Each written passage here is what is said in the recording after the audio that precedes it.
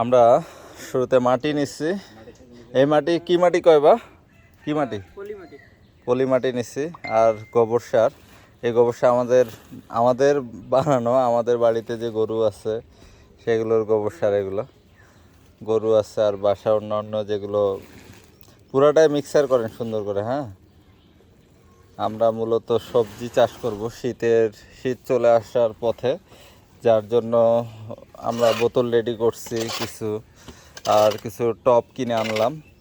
তো শীত আসার আগে ইনশাল্লাহ আমরা একটা মোটামুটি প্রস্তুতি নিয়ে ফেলছি আর কি। আঙ্কেল মিক্সার করেন, ভালোভাবে মিক্সার করেন। আসলে ছাদ বাগান করা শখের স্বপ্নের। ছাদে অনেক গাছ আছে, ওই যে জাম্বুরা ধরছে, এটা হচ্ছে মশলার গাছ। আর আমি আপনাদেরকে একটা ভিডিও দেখাই। এই ফলটার যে কি নাম, মানে আমি জানি না আসলে এই ফলটার নাম কি। এই ফলটা খায় না কি করে, এই গাছটা যে কি বলে দিছিল নার্সারিওয়ালা আমার মনে নাই। তো দেখেন এই ফলটা কি করে, খায় না কি করে। আর এই গাছটার কাজ কি, এই যে পাতা দেখেন, আমাকে জানাবেন যারা গাছ চিনেন বেসিক্যালি। ওই যে আমাদের একটা পেঁপে গাছ নিচতলা থেকে উঠছে, প্রায় 3 তলা পর্যন্ত উঠছে বলা যায়। পেঁপে সেই ধরছে, মানে গাছের হাইট কেমন চিন্তা করেন। আঙ্কেল তোমার 4 গুণ হাইট হবে না? প্রায় 20 ফিট গাছের হাইট, যেটা অবাক লাগছে। মূলত আমরা সারের ব্যবহারটা করতেছি, এগুলো বাড়ির বানানো সার। এত পরিমাণ বিজ্ঞাপন আসতেছে ফেসবুকে সারের, মানে সারের কেজি 50 টাকা। ভাই যদি সার কিনতে যাই, সার কিনতে লাগবে আমার 5,000 টাকা, যেটা আসলে সম্ভব না। এই পেয়ারা গাছটার অবস্থা খারাপ, গাছে আসলে কোনো যত্ন নাই, গাছ লাগালেই হয় নাই। যে দেখেন এগুলো আগের টব, একবারে বিধ্বস্ত অবস্থা।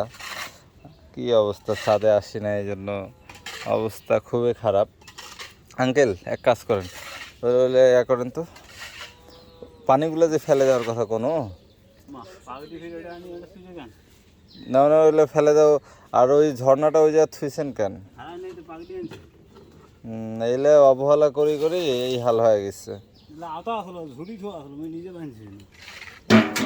আর কম এটা যে কেঙ্করি না এসে এলে কোনো ওইলে পানিগুলো ফেলে দাও, শোক বোতল এক জায়গা করো। এলে কি একটা অবস্থা, যত্ন অবহেলায় খারাপ অবস্থা। শীতের প্রস্তুতি,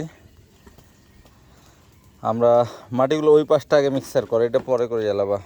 এই পাশটা সুন্দর করে মিক্সার করে না। যাই হোক, ছাদ নিয়ে একটা সুন্দর প্ল্যান আছে, ইনশাল্লাহ দেখা হবে সুন্দর ছাদ বাগানে।